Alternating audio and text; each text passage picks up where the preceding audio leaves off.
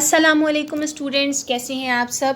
امید ہے کہ آپ لوگ اپنے گھروں میں سیف اور ہیلدی ہوں گے اور اپنے ہوم ورک کو بہت اچھے سے کر رہے ہوں گے۔ کچھ بچے بہت ہی نیٹ اینڈ کلین اور اچھا کام کر رہے ہیں اور کچھ کو امپروومنٹ کی ابھی بھی نیڈ ہے، تو ہم ساتھ ساتھ آہستہ آہستہ اس چیز کو سیکھتے جائیں گے۔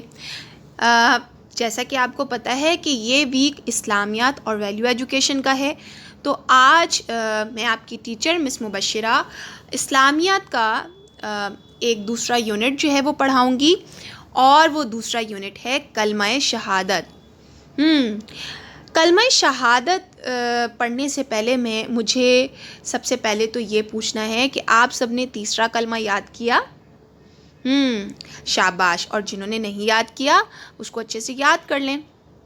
اب جیسے ہم نے تیسرا کلمہ یاد کیا تھا، اس سے پہلے آپ لوگوں نے پریویس کلاسز میں دوسرا کلمہ یاد کیا ہے۔ کلمہ شہادت کیا ہے، آج ہم اس کے بارے میں پڑھیں گے، اور اللہ تعالیٰ اس میں ہم سے کیا کہہ رہا ہے، ہم اللہ تعالیٰ سے اس میں کس چیز کی گواہی دیتے ہیں، یہ آج ہم پڑھیں گے۔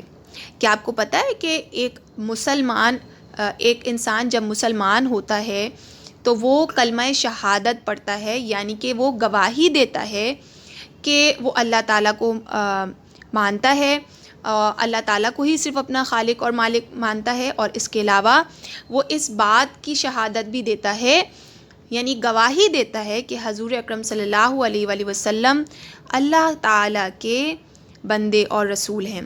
یہاں پر شہادت کے معنی گواہی ہیں۔ جی ہاں، گواہی مطلب ایک طریقے سے آپ اپنی زبان سے اس بات کا اقرار کرتے ہیں اور دل سے بھی اس چیز کو مانتے ہیں۔ تو آئیے سبق اسٹارٹ کرتے ہیں، سبق شروع کرتے ہیں۔ اپنی کتابوں میں کلمہ شہادت جو ہے وہ اوپن کر لیجئے، اور میں جو ہے وہ ریڈنگ کروں گی، آپ نے سننا ہے۔ شہادت کے معنی گواہی کے ہیں: اشہدو اللہ الہ الا اللہ وحدہ لا شریک لہ واشہد ان محمدا عبدہ ورسولہ۔ ترجمہ: میں گواہی دیتا ہوں کہ کوئی معبود نہیں سوائے اللہ کے، وہ اکیلا ہے، اس کا کوئی شریک نہیں ہے، اور میں گواہی دیتا ہوں کہ محمد صلی اللہ علیہ وآلہ وسلم اللہ کے بندے اور رسول ہیں۔ یہاں پر لکھا ہوا ہے دیتا ہوں، لیکن اگر میں کہہ رہی ہوں تو میں دیتی ہوں بھی کہہ سکتی ہوں۔ اور یہ وہ کلمہ ہے جس کو پڑھ کر ہم دین اسلام میں داخل ہوتے ہیں۔ کیا آپ کو معلوم ہے اس کا نام شہادت گواہی کیوں ہے؟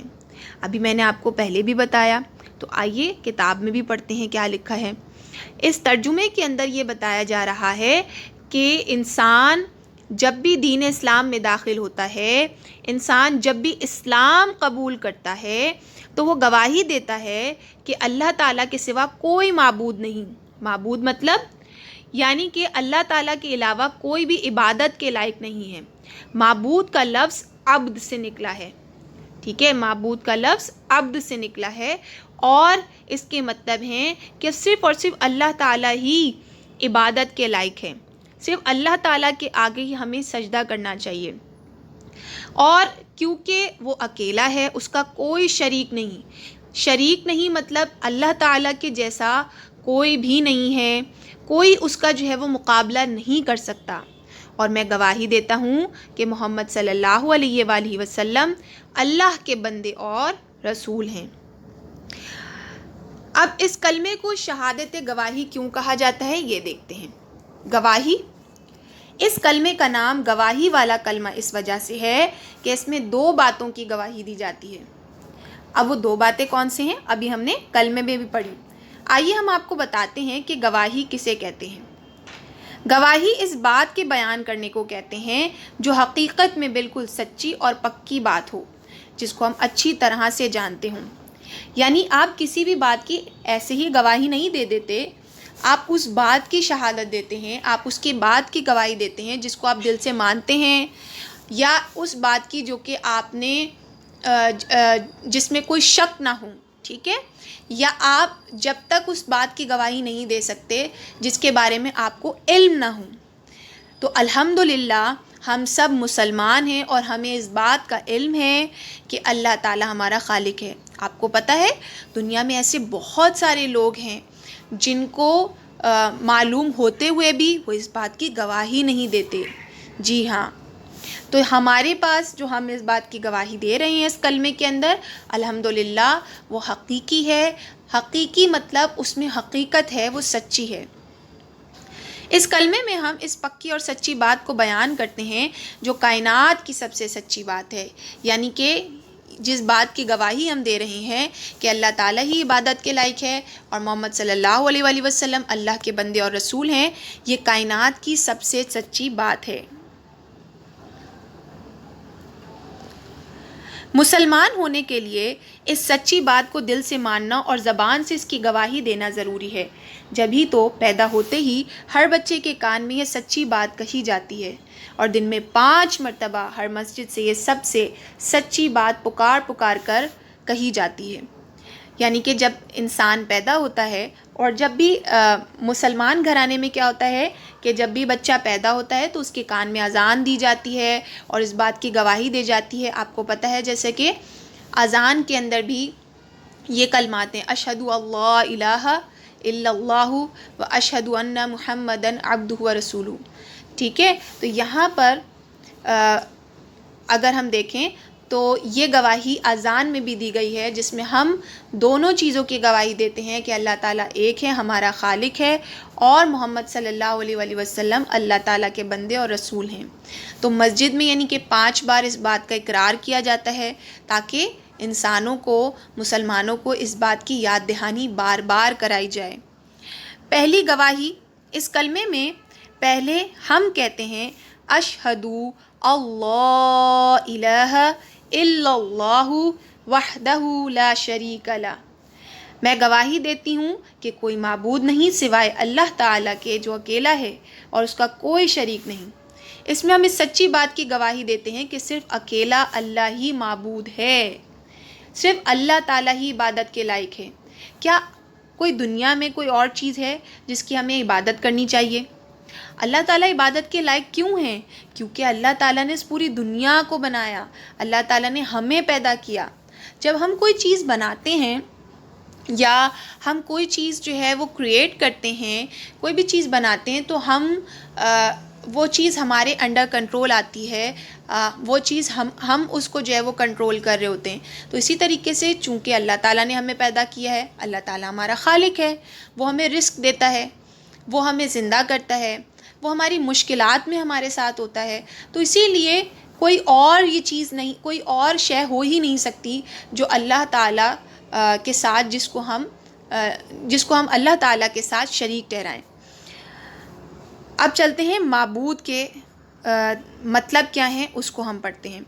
معبود وہ ہوتا ہے جس کی عبادت کی جائے، جیسے میں نے آپ کو بتایا کہ معبود کا لفظ عبد سے نکلا ہے، جس کی عبادت کی جائے اس کے مطلب ہیں، جس کا کہنا مانا جائے، اپنی ضرورت اور حاجت کے وقت اس کی طرف رجوع کیا جائے۔ ہمیں معلوم ہے کہ سب کو اللہ تعالیٰ نے پیدا کیا ہے، اسی نے آسمان اور زمین بنائے، وہی سورج نکالتا ہے، وہی ہوا چلاتا ہے، وہی بارش برساتا ہے، وہی زمین سے پودے اگاتا ہے اور وہی زندہ کرتا ہے اور وہی موت دیتا ہے۔ دیکھا بچوں، جیسا کہ میں نے آپ کو بتایا کہ معبود کے مطلب ہیں عبادت کرنا، یعنی کہ اللہ تعالیٰ کی عبادت کرنا، اور عبادت کے ساتھ ساتھ اس کا کہنا ماننا۔ کیا کہنا ماننا؟ اللہ تعالیٰ نے ہمیں بتایا ہے کہ ہمیں زندگی کیسے گزارنی ہے، ہمیں حلال اور حرام چیزوں کے بارے میں بتایا۔ حلال اور حرام مطلب کہ جو چیز ہمارے لیے اچھی ہے وہ حلال ہے اور جو چیز ہمارے لیے بری ہے وہ حرام ہے۔ تو ہمیں حرام چیزوں سے پرہیز کرنا چاہیے، ان کا استعمال نہیں کرنا چاہیے۔ کیوں؟ کیونکہ اس کا حکم اللہ نے دیا ہے۔ اسی طریقے سے آپ کے پاس والدین کے ساتھ ہمیں کیسا سلوک کرنا چاہیے، تو یہ ساری چیزیں ہمیں اللہ نے بتائی ہیں اور ہمیں اس کا کہنا ماننا چاہیے۔ جب بھی ہمیں کوئی ضرورت ہوتی ہے، جب بھی کوئی ہمیں چیز چاہیے ہوتی ہے تو ہمیں اللہ کی طرف رجوع کرنا چاہیے، اللہ سے مانگنا چاہیے۔ آپ کو پتہ ہے حضور اکرم صلی اللہ علیہ وآلہ وسلم نے فرمایا کہ اگر تمہیں کوئی جوتے کا تسمہ بھی چاہیے، یعنی کہ جوتے میں جو لیسز ہوتے ہیں، جوتے کا تسمہ بھی چاہیے، تو وہ بھی اللہ سے مانگو۔ اور اللہ تعالیٰ سے ہم کیسے مانگیں گے؟ دعا کر کے، نماز پڑھ کے، اس کی عبادت کر کے، کیونکہ ہمیں معلوم ہے کہ وہی ہے جس نے ہمیں پیدا کیا، وہی آسمان اور زمین بنانے والا ہے، اسی کی وجہ سے سورج نکلتا ہے، سورج غروب ہوتا ہے، ہوائیں چلتی ہیں، بارش وہ برساتا ہے، تو ساری دنیا کی، ساری کائنات کی جتنی بھی چیزیں ہیں وہ اللہ تعالیٰ کنٹرول کر رہا ہے، اللہ تعالیٰ کی وجہ سے ہو رہی ہیں، کیونکہ اللہ تعالیٰ تمام جہانوں کا خالق اور مالک ہے۔ ان کاموں میں کوئی بھی اللہ تعالیٰ کی مدد نہیں کرتا، یہ سب کام اللہ تعالیٰ اکیلا کرتا ہے، یہ کام اللہ تعالیٰ کے سوا کوئی اور کر بھی نہیں سکتا، کیونکہ سب کو خود اللہ تعالیٰ ہی نے بنایا ہے اور تمام طاقتیں دی ہیں۔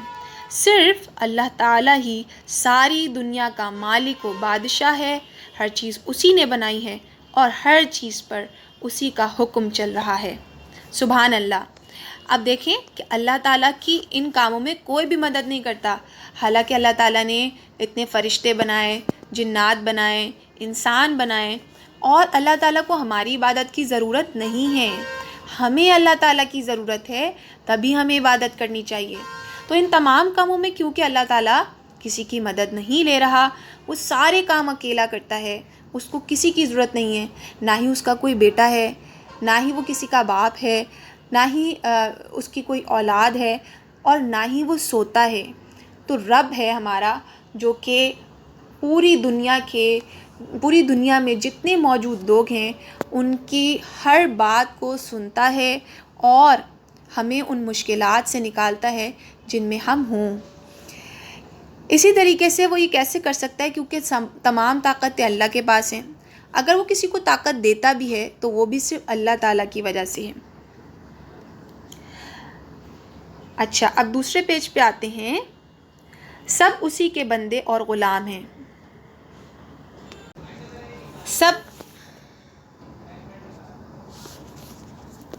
سب اسی کے بندے اور غلام ہیں، اسی لیے صرف اور صرف اللہ تعالیٰ ہی اس قابل ہے کہ ان کو بڑا مانا جائے اور ان کے آگے سر جھکایا جائے، ان کا کہنا مانا جائے اور ان کی عبادت کی جائے، یعنی کہ صرف اللہ تعالیٰ ہی معبود ہونے کے حقدار ہیں۔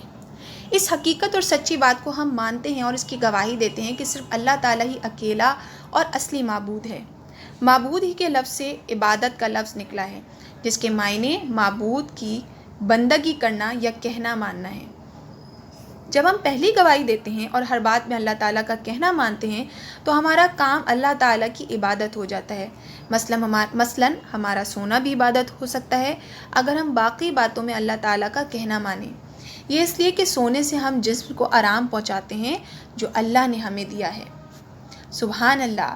اب آپ دیکھیں کہ اللہ تعالیٰ نے ہمارے لیے کتنی آسانیاں رکھی ہیں۔ اس میں بتایا جا رہا ہے کہ معبود کے لفظ سے عبادت کا لفظ نکلا ہے، اور عبادت کے معنی کیا ہیں؟ کسی کی بندگی کرنا یا کہنا ماننا۔ اور ہمیں کس کی بندگی کرنی چاہیے؟ صرف اللہ کی، کیونکہ وہ اکیلا ہے، وہی اصلی معبود ہے، اور میں نے آپ کو جیسے بتایا کہ ساری طاقتیں صرف اور صرف اللہ تعالیٰ کے پاس ہیں۔ He is the most powerful and merciful. اب یہاں پر جب ہم نے گواہی دے دی کہ اللہ تعالیٰ ہی معبود ہے، اس کا کوئی شریک نہیں، تو اگر ہم باقی تمام کہنا اللہ کا مانتے ہیں، ہم حرام چیزوں کو یوز نہیں کرتے، ہم نماز پڑھتے ہیں، ہم علم حاصل کرتے ہیں، ہم اپنے والدین کے ساتھ اچھا سلوک کرتے ہیں، تو اس کے ساتھ ساتھ بھی اگر ہم سوئیں گے بھی تو وہ بھی ہماری عبادت مانا جائے گا، کیونکہ اللہ تعالیٰ نے ہمیں یہ حکم دیا ہے کہ ہم اپنے جسم کو بھی آرام دیں۔ تو سونے کے ساتھ ساتھ ہمیں باقی جتنے بھی کام ہیں، باقی جتنی بھی اللہ تعالیٰ نے زندگی گزارنے کے کام بتائے ہیں وہ بھی پرفارم کرنے ہیں۔ دوسری گواہی، اس کے بعد ہم کہتے ہیں اشہد ان محمدً عبدہ ورسولہ۔ ترجمہ، میں گواہی دیتا ہوں کہ محمد صلی اللہ علیہ وآلہ وسلم اللہ کے بندے اور رسول ہیں۔ پہلی گواہی میں ہم یہ مان لیتے ہیں کہ صرف ایک اللہ تعالیٰ ہی اصلی معبود ہے، سب اس کے بندے اور غلام ہیں اور اسی کی مرضی پر چلنا چاہیے۔ اب اللہ تعالیٰ کی مرضی کیا ہے، اس کا کہنا کیسے مانیں، کیا صحیح ہے اور کیا غلط ہے؟ تو یہاں پر اب دوسری گواہی میں ہم اللہ تعالیٰ کی دوسری گواہی میں ہم محمد صلی اللہ علیہ وآلہ وسلم کو اللہ تعالیٰ کے بندے اور رسول مانتے ہیں۔ اب یہاں پر جب ہم کہتے ہیں کہ ہم اس کے غلام ہیں، ہمیں اس کی مرضی پر چلنا چاہیے، تو سب سے پہلے دیکھتے ہیں کہ اس کی مرضی کیا ہے اور وہ کس بات کا ہمیں حکم دیتا ہے۔ یہی بات بتانے کے لیے اللہ تعالیٰ نے اپنے نبی بھیجے۔ اللہ تعالیٰ نے اپنے نیک بندوں میں سے چند بندوں کو اپنا نبی بنایا۔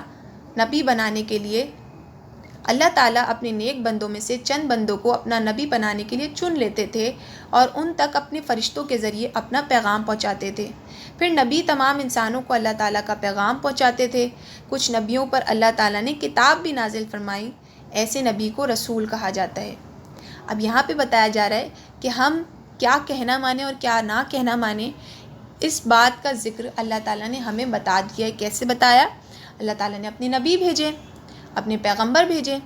جو نیک بندے ہوتے تھے اللہ کے، ان میں سے کچھ بندوں کو اللہ تعالیٰ سلیکٹ کر لیتے تھے، چن لیتے تھے اور ان کو نبی کا درجہ دیتے تھے۔ نبی قوموں پر یا قوموں کے لیے لوگوں کے پاس پیغام لے کر آتے تھے اللہ تعالیٰ کا۔ اور کون سا پیغام؟ ان کو کیسے پتہ چلتا تھا؟ اللہ تعالیٰ اپنے نبیوں کو، اپنے پیغمبروں کو پیغام فرشتوں کے ذریعے پہنچاتا تھا، اور فرشتے وہ پیغام نبیوں تک لے کر آتے تھے اور نبی وہ پیغام انسانوں کو دیتے تھے۔ اور کچھ نبی ایسے تھے جن پر اسلامی کتابیں یا آسمانی کتابیں نازل ہوئیں۔ ہماری آسمانی کتابیں کتنی ہیں؟ 4، توریت، زبور، انجیل اور قرآن مجید۔ قرآن مجید ہماری آخری آسمانی کتاب ہے جو کہ ہمارے پیارے نبی حضرت محمد صلی اللہ علیہ وآلہ وسلم پر نازل ہوئی۔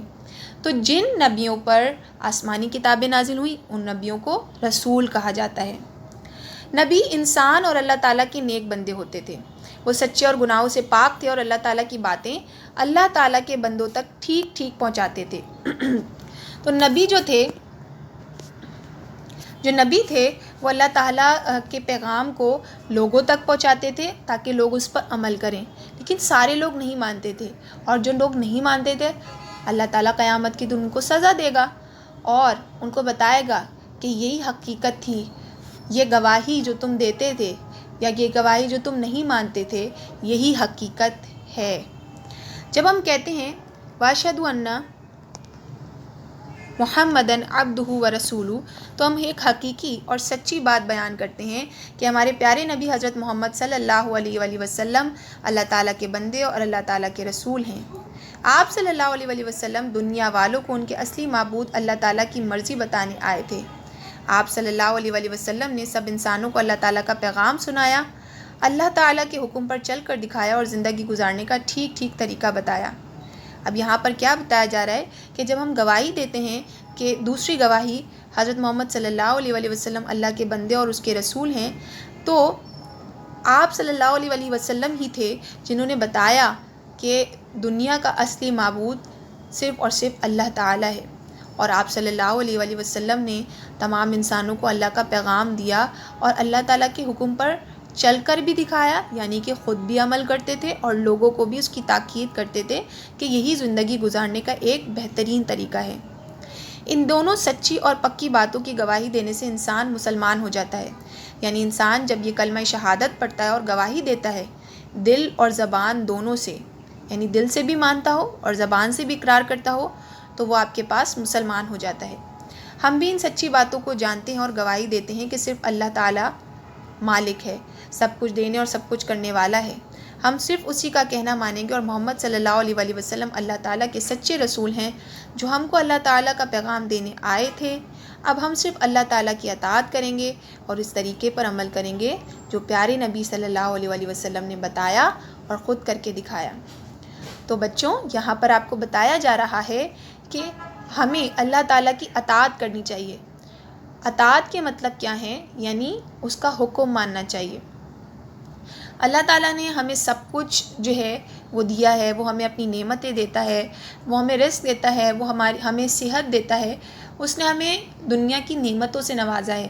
اور جب ہم گواہی دیتے ہیں ایک مسلمان ہونے کے ناطے، تو پھر ہمیں اللہ تعالیٰ کی اطاعت کرنی چاہیے اور حضور اکرم صلی اللہ علیہ وآلہ وسلم کے بتائے ہوئے طریقے پر چلنا چاہیے۔